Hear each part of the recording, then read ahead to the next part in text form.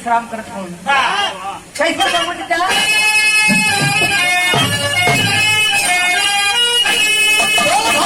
भगती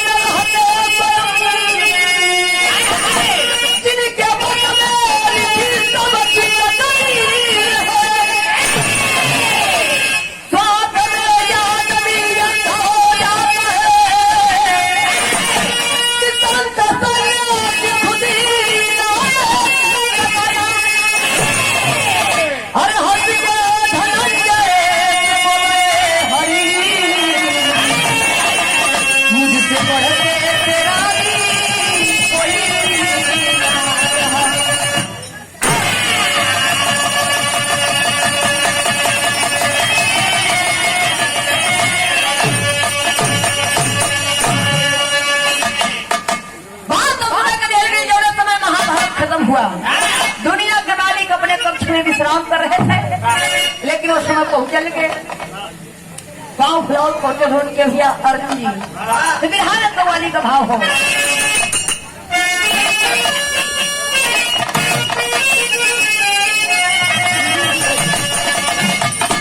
और कव्वाली के स्वर्गीय राम ने गुरु जी गावलन कहा के चल गई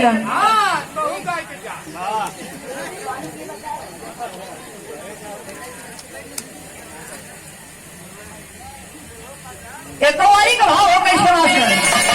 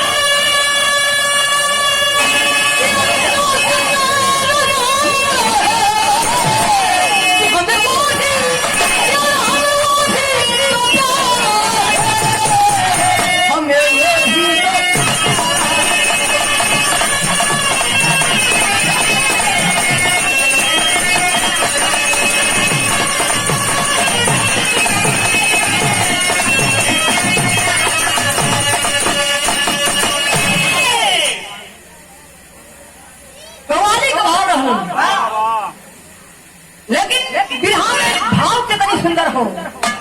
दुनिया के मालिक समझा रहे हैं कैसा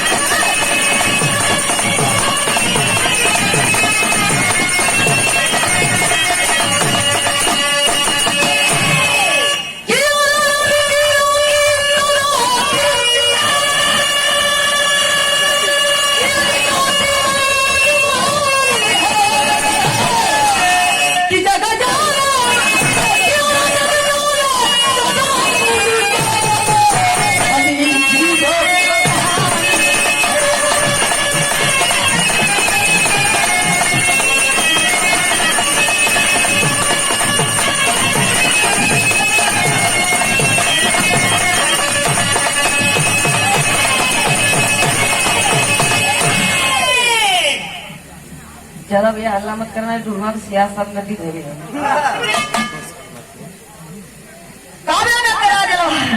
वीरों की सदा वीरता गाती ना जुबानी है,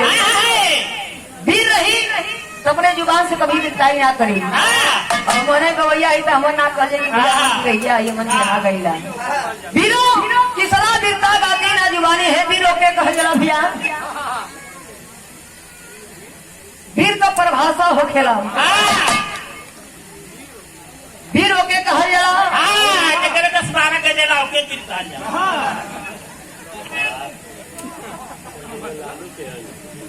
पहले तो बुढ़वा लोग शौकीन रहना हुआ कि फलानवा के 4 गो लड़का तो हमरो होखे के चाहिए जेकरे 12 ठहरा तो वो 12 के कोशिश भी कर भले से मेहरारू के रात के मरबो कर लेकिन हुआवे जरूर मेहरारू नगा जाकर तो मरबो कर लो पहले तो पुरनिया हर जता रहा लेकिन शौकीन रहा और जो रहा तो जंगिया एकदम कड़ी रहा जैसे गोजी का पोलाव से ही जंगिया कड़ी हम के जब मरद हो पोलाव मिश्री मलाई चापत हो तो ये बार में सचुराए लग रहा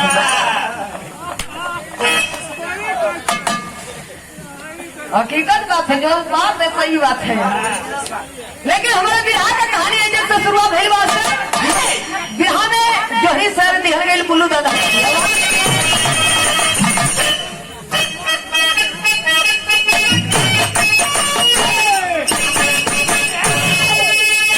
भगवान के सामने सवाल के लगे अर्जुन जी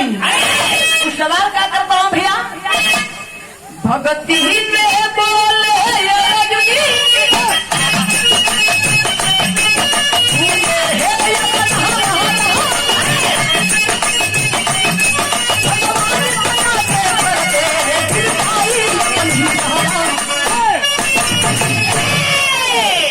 भूल गए अर्जुन जी जो चैनल वाले भैया हो देखा इसमें खा के बैठल होना आधी घंटा में खाली हो जाए लोग की फिर भूख लग जाएगी लेकिन पहले तो मरद रहलन 2-4 दिन में खान पानिया पी के पलवानी कर गिर्रा गिर्रा भाज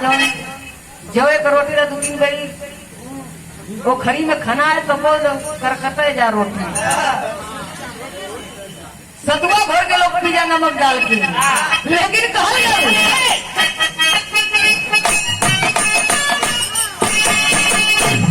हमसे ना कर कोई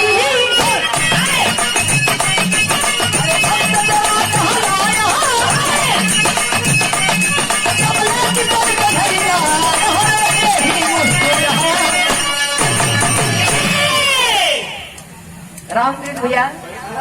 हम बहुत उल्टा गो भैया ठेठ भाषा वाला हकीकत बात लोग हमसे यही में गिनतियां करल एक बात और कन्हैया जी समझावत हन कि अर्जुन की धरती बड़ी लंबी चौड़ी हो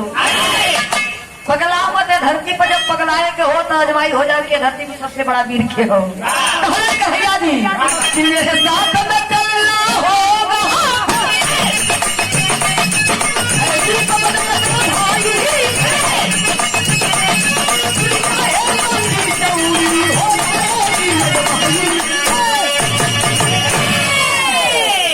कन्हैया जी कहल की दुनिया है लंबी चौड़ी हो जाएगी अजमाई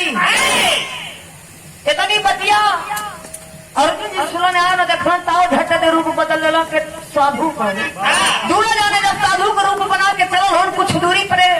पहुंचल हो तो बिरहा में मास्टर हो बतावल गल कि बड़ी सुंदर तर्ज लग गई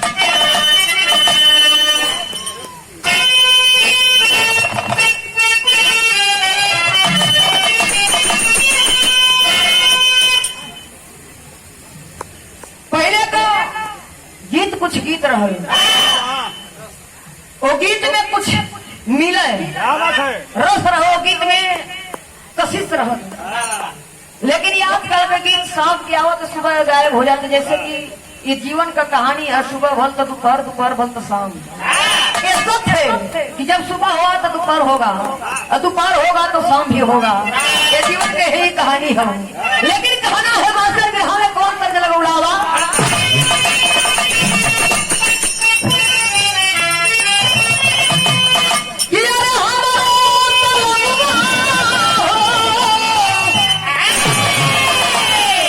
कौनो फौजी जवान का दुलही हो अपना सैया जी से कलश की हे राजा बतावत हो कि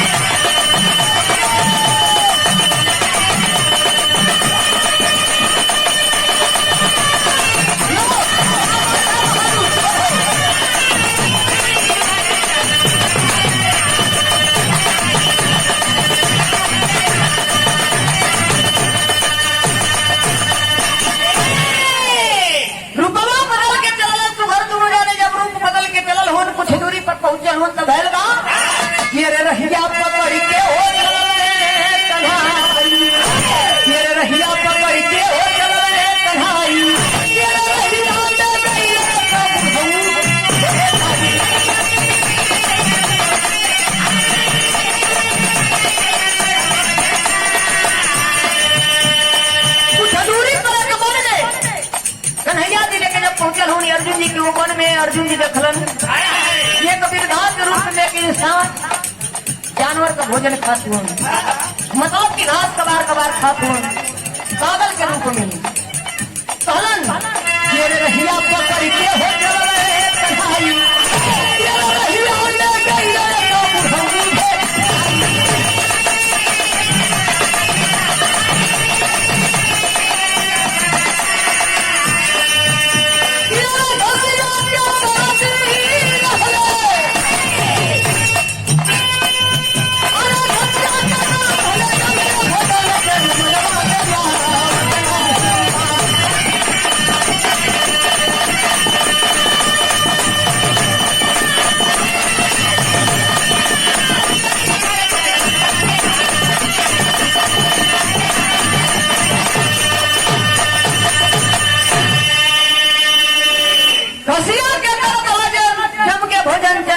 में आवत ना बा अर्जुन जी ने कलन घबरा गेलन कलन की का हो तोहरा कलकाल के पहरा में हो देखे के मिलल कलन की कलकाल मत का कलयुग का पहरा का ये कलयुग में कब के का हो जाई कोनो भरोसा ना हो इतनी बतिया जो ने समय कन्हैया जी समझौले हुन वहां से जब पहुंचे तो कुछ दूरी पर फिर लोग चलल हुन भैल का मास्टर फिर बदल गए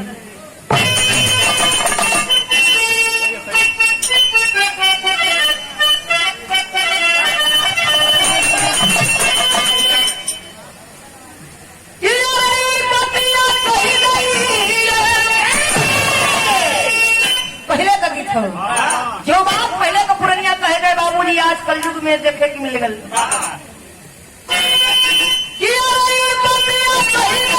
अभी पहले पुरनिया उड़ाल जब हरे उड़ाल जब हरे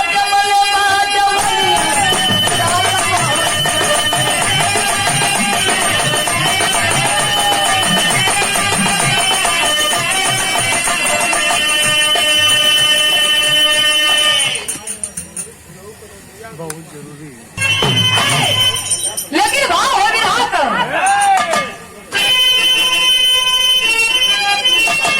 अर्जुन जी बुढ़ऊ दादा से सवाल खेते जलन क्या सवाल किया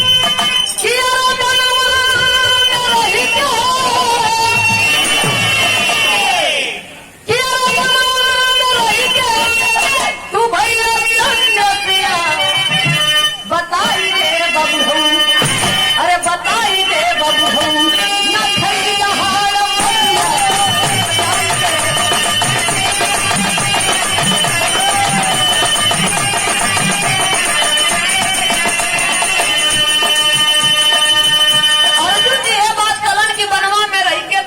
सन्यासिया बताई दे बाबू न खैला हरमसिया जब तनी बतिया जब दादा सुनल रे भैया उलट के दखलन के केहू हमसे कुछ कहत हो इतनी बतिया सुन के बुढ़ऊ दादा उलटलन का कहलन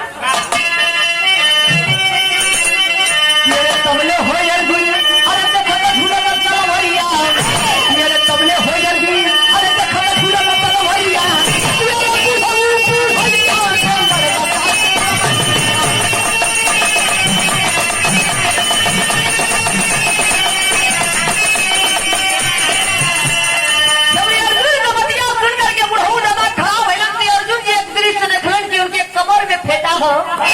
लेकिन वो फेटा में रहल का तलवार जौने समय तलवरिया देखलन अर्जुन जी मुस्किया के बात कहलन ये अवस्था में तलवार काहे बने लेके घूमत हुआ तब बुढ़ऊ दादा कहलन की सुना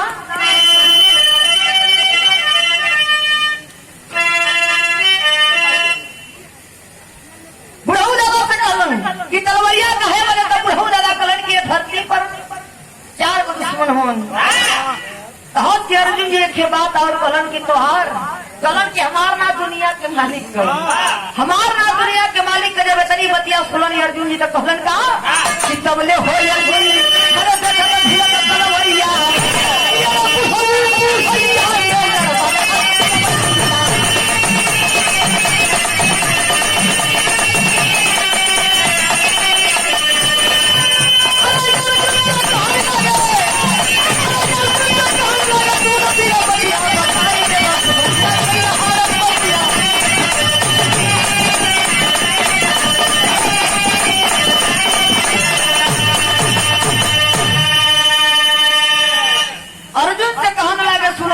भैया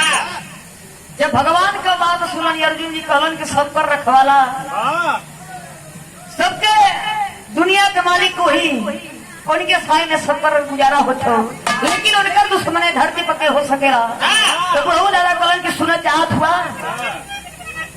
अर्जुन जी कहलन की हाँ तो बिरहा में तेरी का भाव हमारे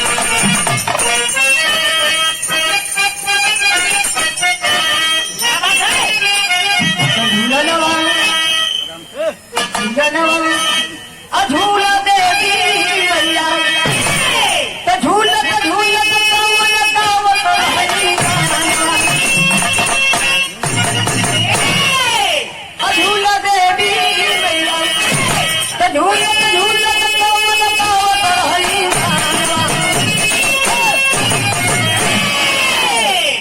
झूलनवा झूला देवी मैया झूलत झूलत कौन गावत रही गनवा हो झूलनवा झूला देवी मैया मास्टर समय के देख के बिहार में थोड़ी नैना कटार थोड़ी नैना कटार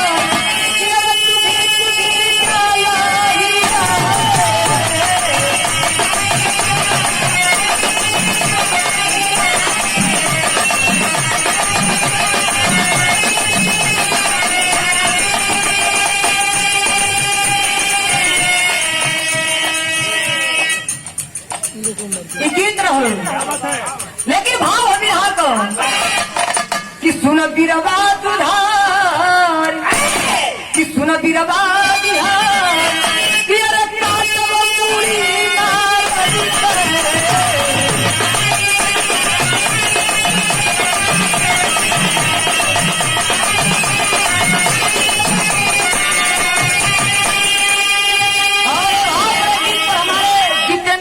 भैया आपकी ओर से 21 रुपए का आशीर्वाद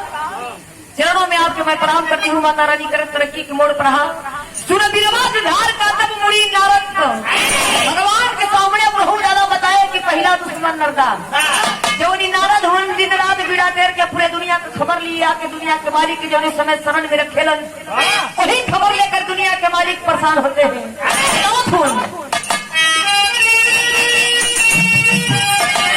हमारे भगवान के हमारे भगवान के ऊपर परिचार है कभी खोला प्रभु पर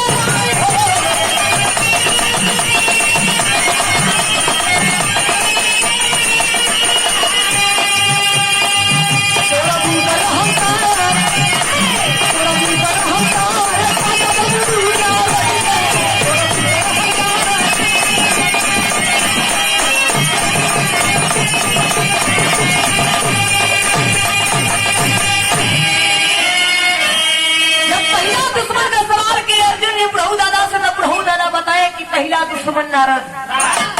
जब दूसरा दुश्मन का सवाल करत हो मास्टर हो तो बताओ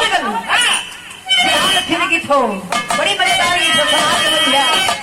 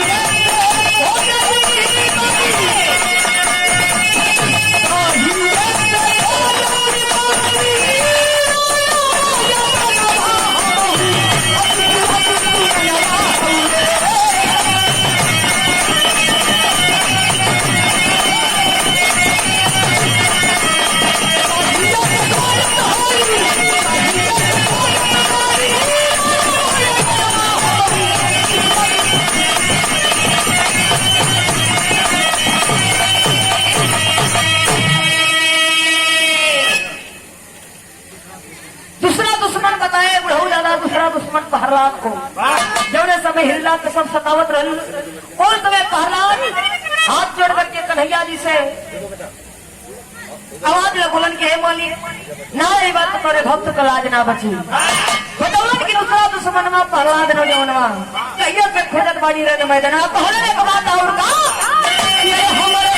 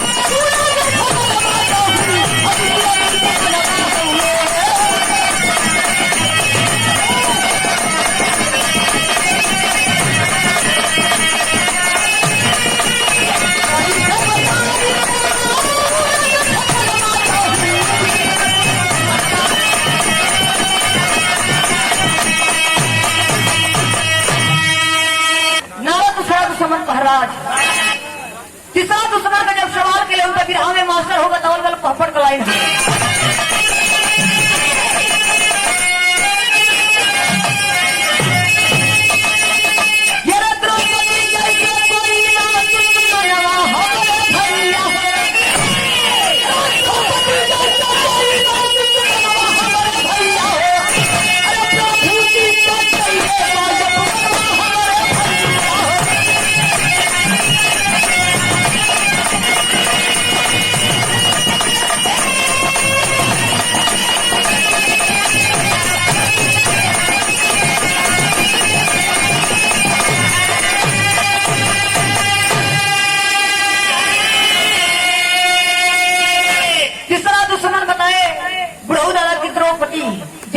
द्रौपदी का चिढ़न होत रहा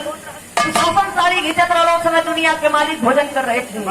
लेकिन दोनों हाथ जोड़ करके द्रौपदी जब इस समय अलावन के लिए समय दुनिया के मालिक भोजन छोड़ नंगे पाओ गए। करके द्रौपदी का लाज बढ़ाए और तीर बढ़ाए। दुर्वासा मुनि का शराब रहल 5 पंडवन की मिलल।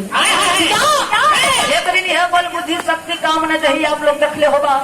जब समय द्रौपदी के जुआ में हारल रहल लटका के पाते भाई बैठल काम ना करत बुद्धि कि हम का करी बताओ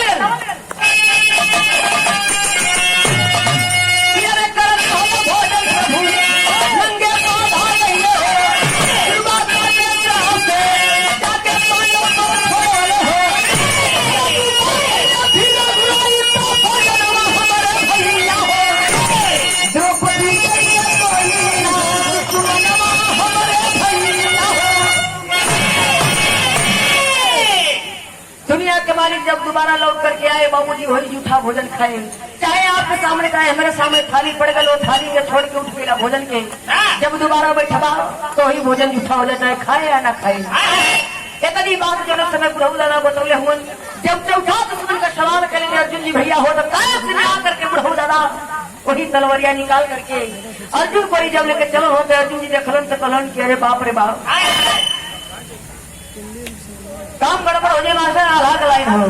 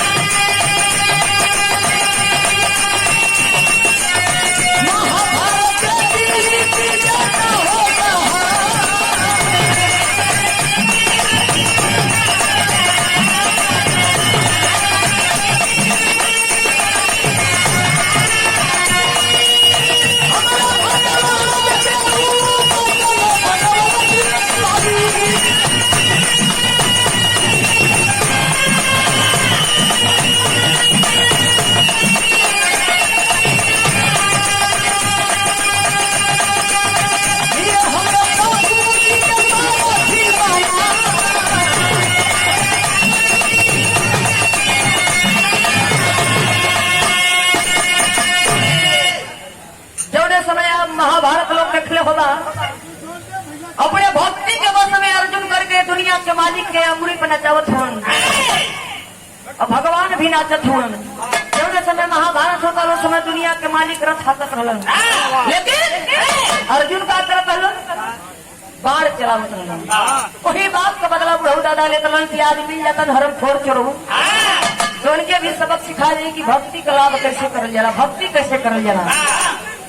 इतनी बात जब समय अर्जुन से सुनलन हो भैया आकर के कन्हैया से कहलन कि कन्हैया मैं खेलवे जाना तो कन्हैया कहलन के कहत हुआ कहलन की हुए बुढ़वा। तब कन्हैया जी कहलन की अर्जुन आप नौजवान हुआ, धनुधारी हुआ, बलवान हुआ, वीर हुआ, लेकिन एक गिरधा से पार ना पौला। जब इतनी बतिया कन्हैया जी कहन जी सुनल हो बाबू ताकल वाला कहलन ताकत हुआ कहलन कि हाँ अपने दिव्य दृष्टि अपने शक्ति अपनी आत्मा से देखा तू के हो। जब इतनी बतिया सुनले हुन अर्जुन जी जब देखलन तो गिरहवा रूप में भोले दानी के अवतार में हनुमान जी की जब देखलन वृद्धा के रूप में आंख में आंसू लेकर के कन्हैया से सवाल किए अर्जुन कि एक भक्त के संगे लड़ाई कौन दुश्मनी रहल हमसे, कौन दुश्मनी ना रहल है जन तोरे अंदरवा अहंकार पाप खोलत रहे कि दूर कर बदे हमें कन्हैया जी समझावत हो कि हमें ही बोलले रही है। कहलन एक बात समझौलन का कलम आश्रय खड़ी कलाई हो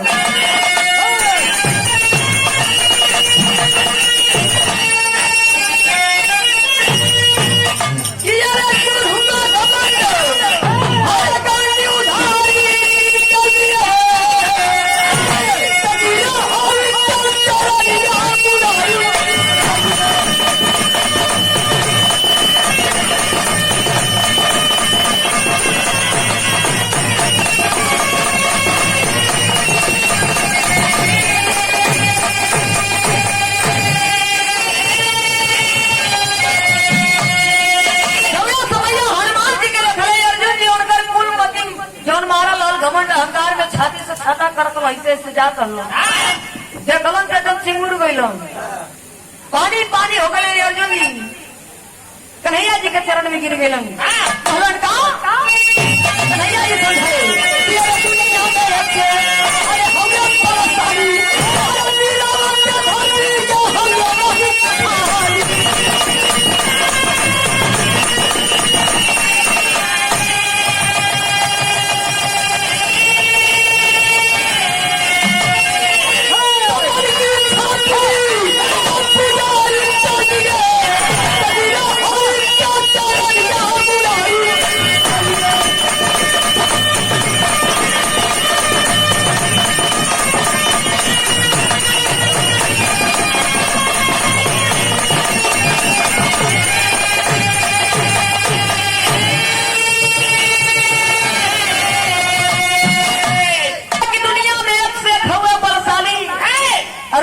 कलन की धरती तीरथ से खाली ना हो।